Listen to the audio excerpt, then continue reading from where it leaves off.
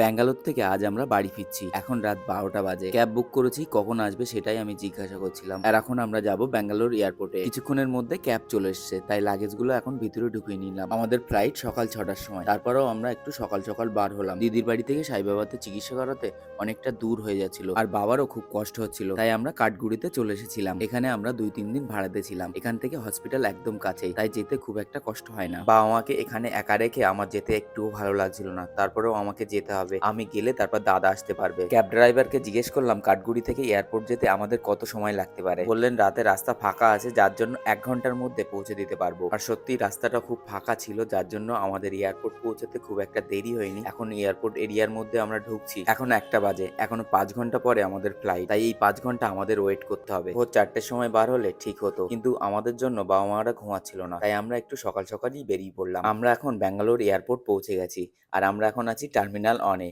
আর এই টার্মিনাল অনের এয়ারপোর্টটা এত সুন্দর করেছে, তোমরা না দেখলে বুঝতেই পারবে না। যাই হোক, এই এয়ারপোর্টে যারা তোমরা এসেছো বা এখান থেকে ট্রাভেল করেছো, তাদের কেমন লেগেছে অবশ্যই কিন্তু কমেন্টস করে জানিও। এখন লাগেজগুলো বার করে নিচ্ছি।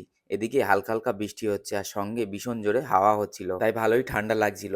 এখানে আসার সময় মনে করেছিলাম ঠান্ডার একটা জিনিস নেব, কিন্তু তাড়াতাড়ি করে আর ঠান্ডার জিনিস নেওয়া হয়। আর কেমন হাওয়া হচ্ছে তোমরা তো দেখলেই বুঝতেই পারবে। সমুদ্রের ধারে যেমন হাওয়া হয় তেমনটাই কিন্তু হাওয়া হচ্ছে, আর ভীষণ ঠান্ডাও লাগছে। এয়ারপোর্টের মধ্যেও কত সুন্দর গাছ লাগানো আছে, আর যেটা দেখতে খুবই সুন্দর লাগছিল। ১ মাস আগে যখন বাবার প্রথম শরীর খারাপ হয়, তখন কিন্তু এখানেই আমি এসেছিলাম প্রথম। এখন আবার সেকেন্ড টাইম আমরা প্লেনে করে বাড়ি ফিরছি। এরপর দুজন মিলে দেখছিলাম যে কোথায় একটু রেস্ট নেওয়া যেতে পারে। প্রায় ৫ ঘন্টা পরে আমাদের ফ্লাইট। সবাই আব্বার জন্য একটু দোয়া করো, সুস্থভাবে বাড়ি ফেরাতে পারি যেন।